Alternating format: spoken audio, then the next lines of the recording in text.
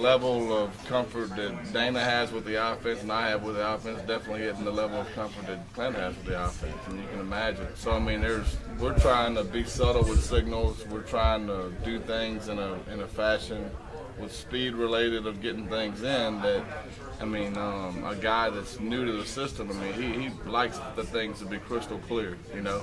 And there's certain adjustments we make through the game that has to be signaled in. And those adjustments, you know, I mean, you sit there and you rep things through practice and you have a game plan laid out. When that game plan changes, which it inevitably does every game, then those signals aren't something you've repeated all week, you know. So, I mean, and adjustments are hard when you're new to the system. I mean, that's all. I mean, the only answer is just continued reps, you know.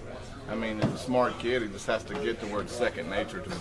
Is there any way to simplify it? I mean, is there any way to kind of keep the training wheels on when he's out there and learning, or is it kind of just throwing him out and seeing it? Well, I mean, we do to some extent, but I think when you're in the course of a game, you try to win the game, you know. So, I mean, I think it's like being in a fight, you know. You have a plan until you get hit, and then you're trying to adjust and win the game. Was it complicated last week because maybe Oklahoma State was familiar and you kind of had to be sneaky, and that was another thing for him to deal with? I don't think it was overly complicated. I mean, there was some, you know, the last week, and I said the last couple weeks, we hadn't been overly complicated this year, in my opinion. And so it's not just the quarterback. I mean, we got a lot of new guys out there in a lot of different positions. So we're trying to keep it as simple as possible, and also have the ability to attack the defense, you know. And we don't want to be predictable.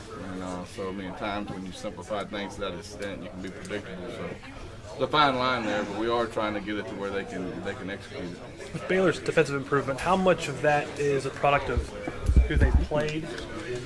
How much of it is a product of just their overall improvement from last season? I mean, I think it's definitely improved. You can look at their defense through the course of last year. You know, and they played some pretty tough teams at the end of last year, and they improved through the course of the year. The last game they played was UCLA. They played pretty daggum good. And so, you know, I mean, you can only play the people that are on your schedule. And so that's who they had to play, you know. So, I mean, it's hard to score that many points against air. It's hard to hold people to 0 and 7 points, you know. By accident, some people can score 14 or 21. So those guys are playing good football. And, I mean, we'll see Saturday, you know. I mean, I think our defense is playing well. It'll be a good matchup to watch.